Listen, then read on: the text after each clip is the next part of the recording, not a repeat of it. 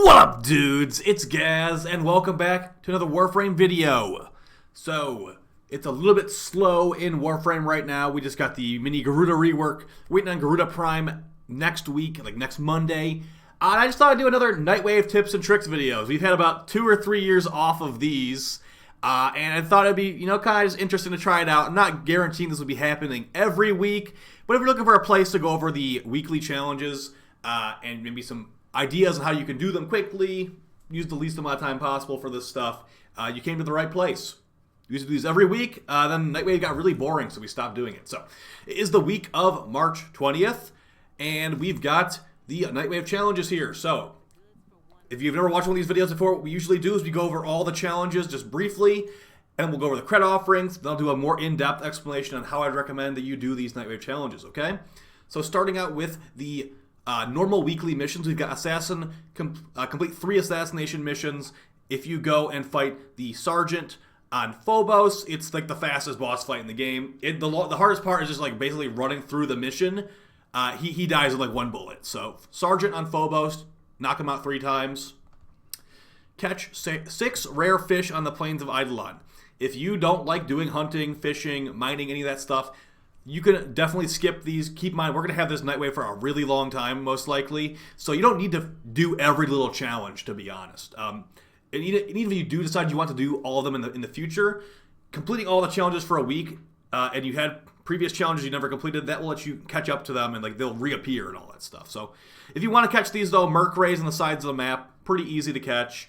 Norgs in the middle of the map, the lake, those are pretty easy too. It's really going to be up to you, whatever kind of bait you have and want to use.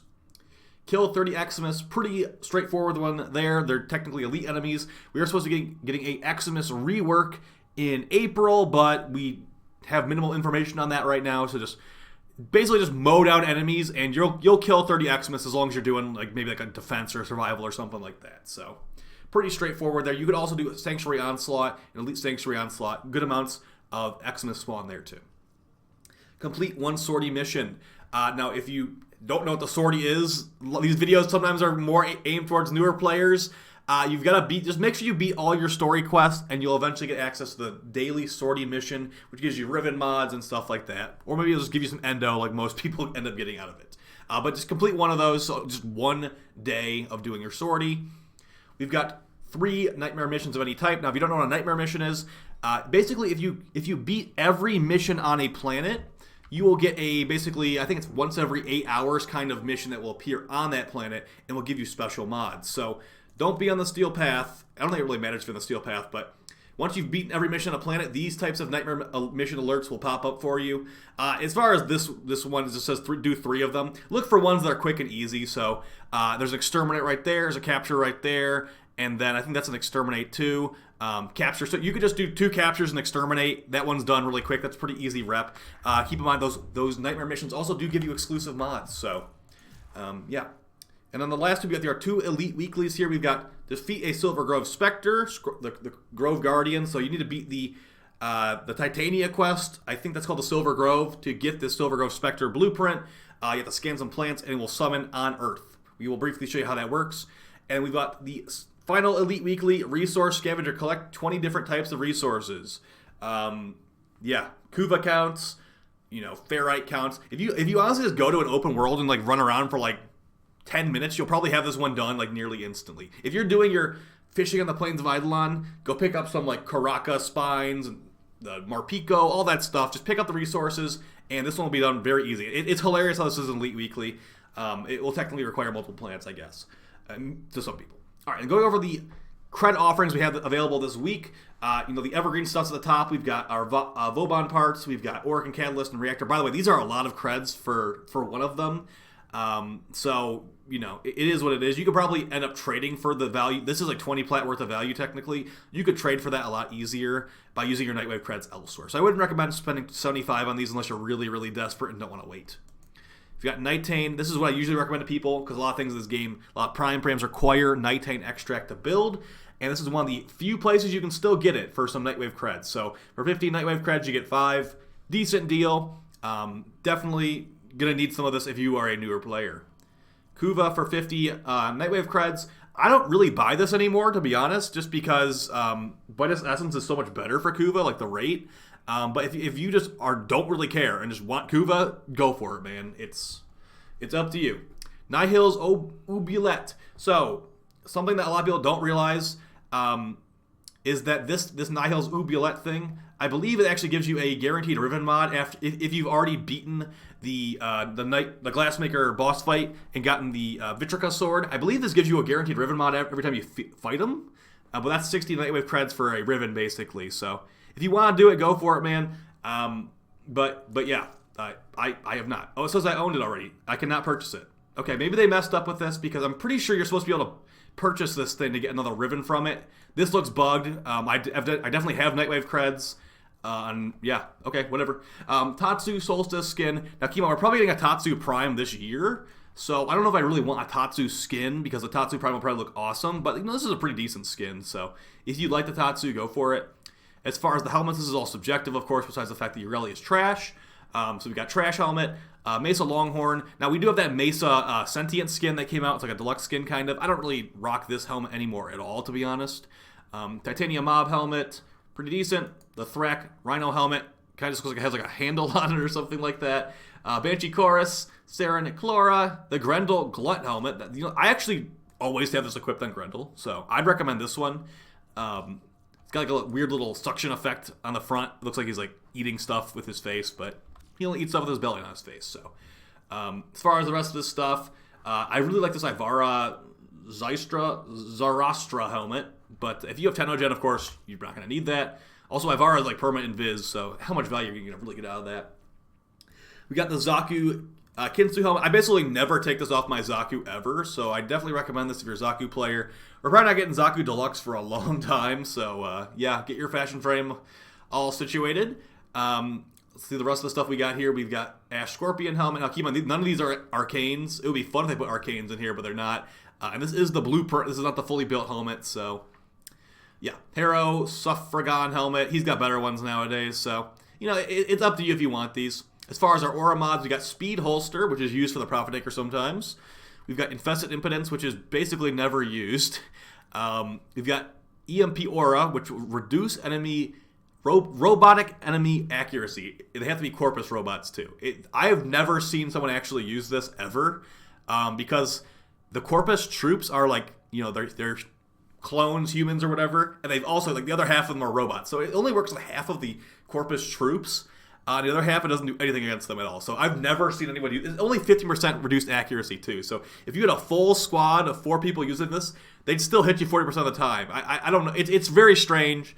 I've never seen someone use this, but hey, maybe someday. And the most useful of all these aura mods, in my opinion, is Enemy Radar. This will help you, if you're playing a survival mission, this will show you the enemies where they are through the wall and all that stuff on the minimap. Lets you fire your AoE weapon in their general direction and blow up multiple enemies very easily, giving you higher kills per second and all that kind of good stuff. So highly recommend this one if you don't have it already. Enemy Radar is a staple mod, which I usually have equipped. I either have Combat Discipline or this equipped for the most part. So yeah, one of my 2 favorite aura mods. Then we've got some skins: Grimlock Desert Camo skin, the Desert Camo skin for the Karak, which apparently I don't have. We've got the Dark Sword, which is not a very crazy weapon. I mean, it's got puncture, slash, and radiation, so that's kind of cool. But it's also not a very powerful weapon with 5% crit chance and 1.5 multiplier. 40% status chance, but yeah, terrible crit stats. Probably some of the worst. That might be some of the worst crit stats in the whole game for a melee, to be honest. So, Ceramic Dagger Blueprint. It's pretty much just mastery fodder. At least it has better crit stats than the other thing. But look at how terrible this damage distribution is. Impact and puncture, and there's no slash at all. This thing is really bad. It seems like I don't think I've actually I haven't realistically used this thing ever. It was like a master and delete kind of thing for me, but. Yeah, I don't think there's any secret strat to this one, guys. The Plink Shot Camo skin, a Cooperdon Floof, which is just covered in dirt. It's the same thing as a normal Floof, just has some dirt on it. And then we've got the PvP mods. We've got Directed Conversion for the Supra, which gives you increased accuracy while aiming. It still costs 13. It costs 13 mod drain for that effect, by the way. Skull Shots of the Viper. This also works on the Viper Wraith.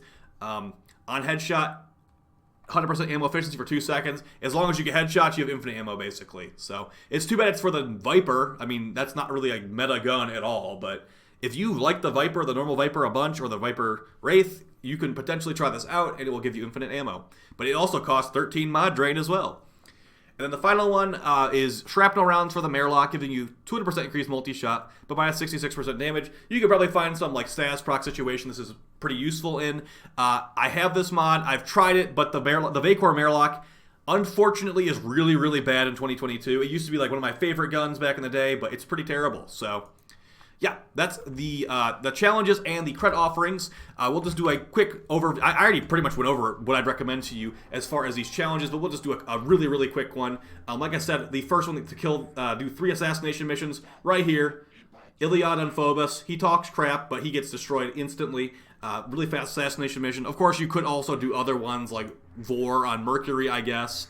And as far as other ones, I mean, those are some of the fastest in the game now that the Raptor, or whatever this thing's called, the Jackal, has been reworked. So yeah, Phobos for sure.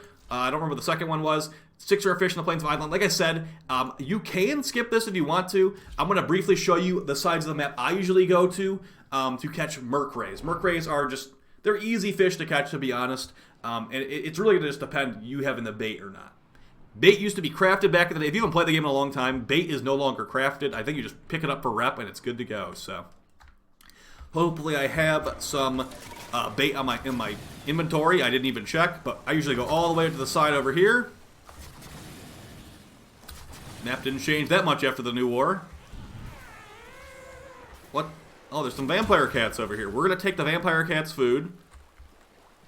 Don't mind me. So yeah, just come over here. Roughly around... Uh-oh. We're under attack from the vampire cats. Well, this was not what I planned to, but you want to find basically a spot where there's no vampire cats trying to kill you, and you throw some of this lucent dye into the water, and then you pick the merc ray bait. I think they spawn during the day and at night. I do not want to die to these vampire cats. We died to the vampire cats. Okay, well, so that's basically what you're doing. You're trying to find these bubbles in the water, as you can see right there. I had to do it, I'm sorry. And now that I've thrown my bait out, the fish are probably scared because I fired off an ogress in this area. But you're looking for a merc ray fish, which is going to be like... It doesn't look different than the other fish. And unfortunately, I scared the fish. Now, if you scare the fish like that, there is an item called Pharoma, which will make the fish not as scared. It has, you know, debatable effects. But this is where you want to go. You can, if you're not seeing any fish, you can run backwards and then run forwards. I've found that sometimes will respawn the fish. But if you're having some problems not catching them, just catch one of the generic useless fish, and the rare one should spawn after that. Let's see if we can find one before we head out of here. So these are not the rare fish. You throw out the bait for there's the rare fish right there, the merc ray. And there you go. That's 1 out of the 6 you need. And I think I'm not sure if you have a resource. No, if you have a resource booster, it doesn't actually affect it. So it's gotta be 6 actual catches, not 3 doubled up catches from the resource booster. So yeah. As far as the rest of the challenges, a lot of them are going to require you to be doing story quests. So like I said, the Silver Grove, you're going to need to do that to get access to those blueprints for those apothecs. And those enemies in the Silver Grove will drop, like, you know, pretty powerful aura mods like growing power and all that. So everything else is pretty straightforward. Like I said, nightmare missions, you can just do exterminates for those. And Silver Grove is like the only one you could potentially think is hard. Honestly, dudes, just craft whatever. Once you've beaten that quest, you're gonna have access to all these apothecs. And if you don't know how to start the quest, go to New Loca on the relay. If you have some of these, I don't have them actually crafted right now. I'll need to go scan some plants after this video is done if I want to do the challenge. You take this, go to like one of the first missions in the game. Go to Earth, and as long as it's not don't go to Pacific. That's actually a Grenier ship. You want to be in a Earth mission that's on the actual planet. So, for example, E Prime is actually fine, the first mission in the entire game. But this one, Mariana, is not fine because you're actually in an underwater ship in this one. Mantle is okay. This is a capture mission on Earth. Basically, you don't want to do endless missions, but you want to do like quick missions like that. Go and hunt down this shrine in there. It'll be on like a side path, and once you place the item in there, it will summon the enemy in. You can actually share the apothec with teammates. So if you just go to recruit chat and say, looking for apothec thing for the Nightwave, I bet you'll find someone really fast if you do something like that. So I know it was a little bit disorganized today, guys. I'm trying to get back into making these these types of videos, and of course these are one take. for these. So I do appreciate you guys sticking around. Hopefully this was helpful to you. Hopefully it was fun to you. Hopefully me dying to the vampire cats wasn't too embarrassing. I'll have to rewatch that later and see how bad it was. But yeah, I'll see you guys next time. If this video does pretty okay, I'll probably go back to doing these every week like we used to. But as of right now, just hoping that we get some cool info on the Angels of Zermatt update this week as well. All right, guys, take it easy. Peace.